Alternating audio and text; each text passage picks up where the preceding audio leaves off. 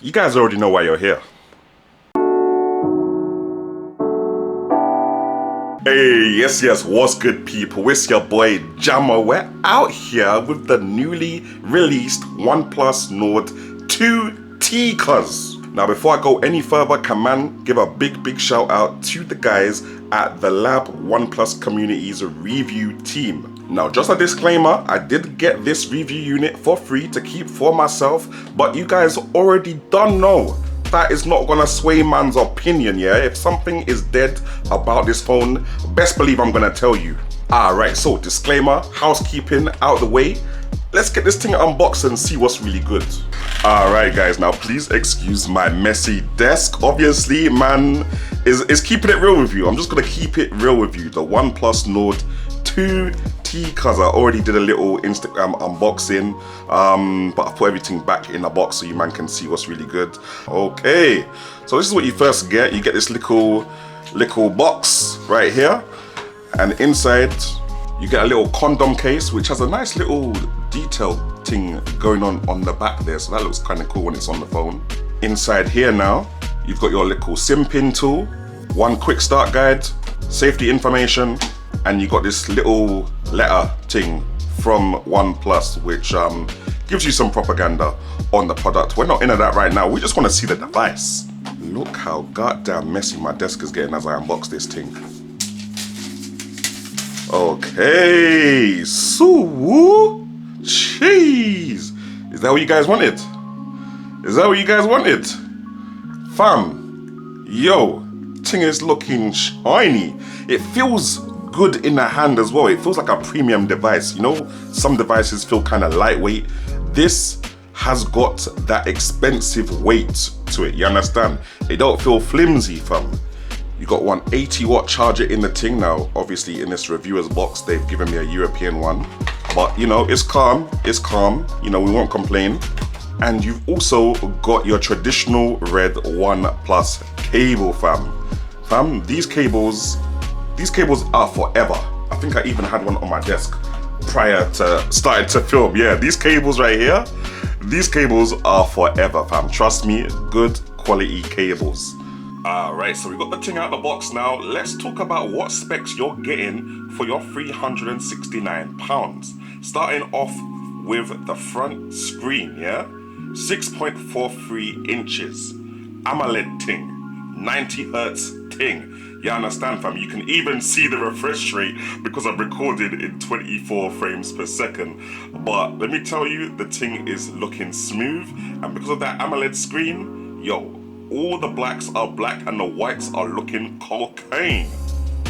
Moving on to the camera, we got a 50 megapixel main sensor there, capable of 4K at 30 frames per second, and that's right next to an ultra wide sensor which is only 8 megapixels, and that's capable of 1080p at 30 frames per second. And we've got this kind of little, I don't know what this is, it's one of those cameras that they just put there for the fun of it. I think it's like 2 megapixels, one of those depth sensor things. Anyway, let's just say that this thing has 2 cameras, yeah? That's all we really need to know about. Now, in terms of power, we've got the MediaTek Dimensity 1300 chipset in here with 5G, cuz, you understand? All the internet speed is yours for the taking, and that's coupled with the Mali G77 GPU for your gaming pleasures, and we're gonna get into that real soon. Now, you get 8 to 12 gigabytes of RAM in here, and you get 128 gigabytes to 256 gigabytes of storage. Would have been nice to see a 512 gigabyte version. However, this is a budget device, so 256 would be enough for most, and that's that UFS 3.1 storage as well. So fam, the transfer speeds are gonna be transferring, you get me? Now, as for the selfie camera, we got a 32 megapixel thing in here, capable of 1080p at 30 frames per second. Also, I would have preferred to see like a little 4K option perhaps, but it is what it is. You vloggers are just gonna have to have the 1080p quality thing, you understand?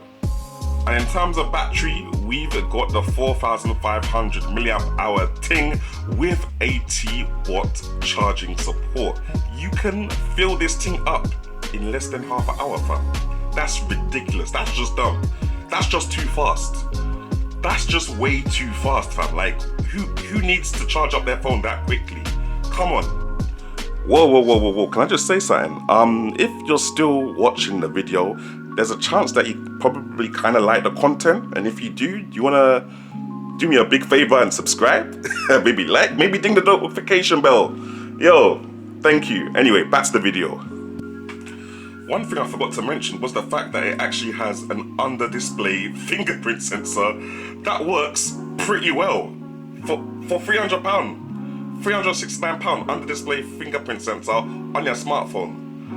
Mad thing. Show me any other company that's doing the same. Show me. Alright, so fam, game time, yeah? What is the phone actually saying? It's only been my first 24 hours right about now. As I said, by the time you're seeing this, it's probably release day. The phone feels smooth. It feels hella smooth, which I'm used to with most OnePlus devices. Like, it just does what it needs to do, and it does it very well. Like, if I jump into, let's look for Instagram, for example. Jump into Instagram. Instagram is Instagramming. Like, there's literally no issues here. You see how everything's loading and there's minimal lag, hardly any lag at all.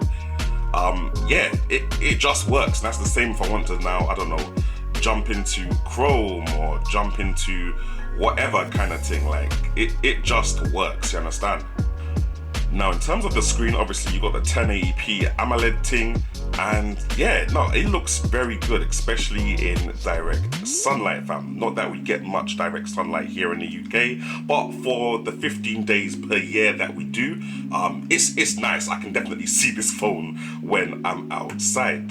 And same goes for the sound. Now, the sound isn't like the best phone I've ever heard in my entire life. I think right to this point, the very best device I've heard in regards to speakers is the Samsung Galaxy S7 Tab series, and that's because it has 4 speakers in the device and it's a tablet. You know, it's an actual tablet as opposed to being a phone. But for a phone, you still get your stereo speakers here. They're not both front facing, but they do sound good. Let me go into a little snippet here.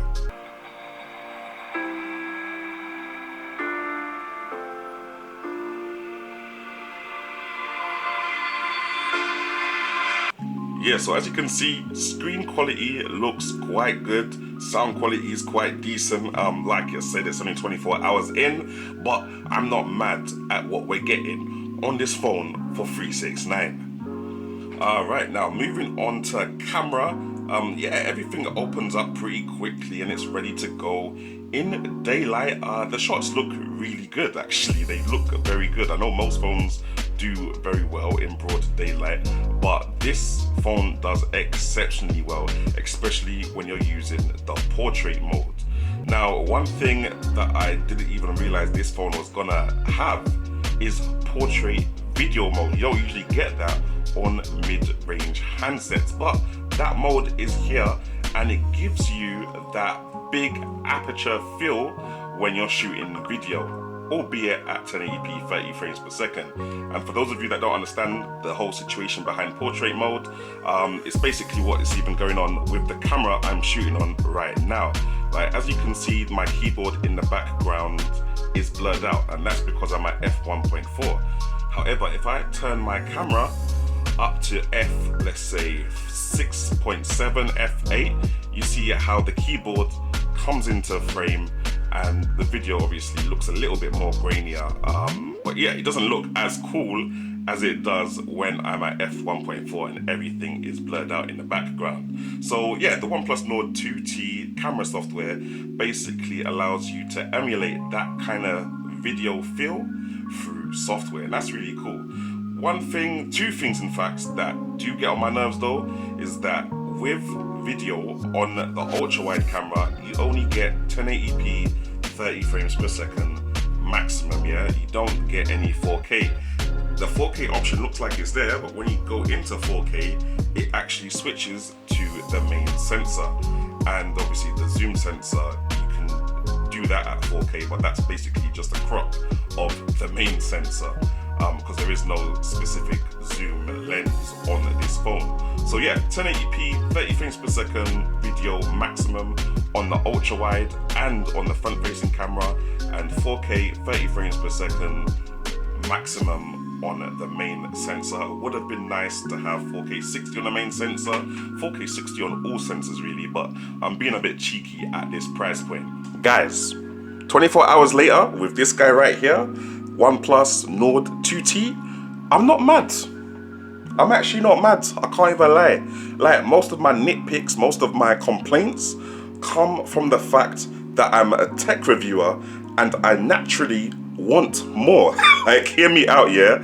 I love to see flagship specs come down to affordable price points so everybody can jump on, you understand? Now, under-screen fingerprint sensor for $369, that's a plus. Portrait video mode, yeah? Portrait video mode, something I only first discovered on the Samsung Galaxy S21 Ultra last year, is now here for $369. Those are the type of advancements that man is looking for, yeah? I now want 4K 60 at this price point on all lenses, and I'm not gonna lie to you, if they do that, I'm gonna still complain and say that I want 8K 24 frames per second, just because that's my personality as a tech reviewer, fam. I'm always looking for things to advance, innit? That's just me. But yeah, let me know what you guys think about the Nord 2T so far. Like, yo, what OnePlus have already done here is a big step in the right direction to getting all of that flagship tech at an affordable price point, and that's what Man is here for.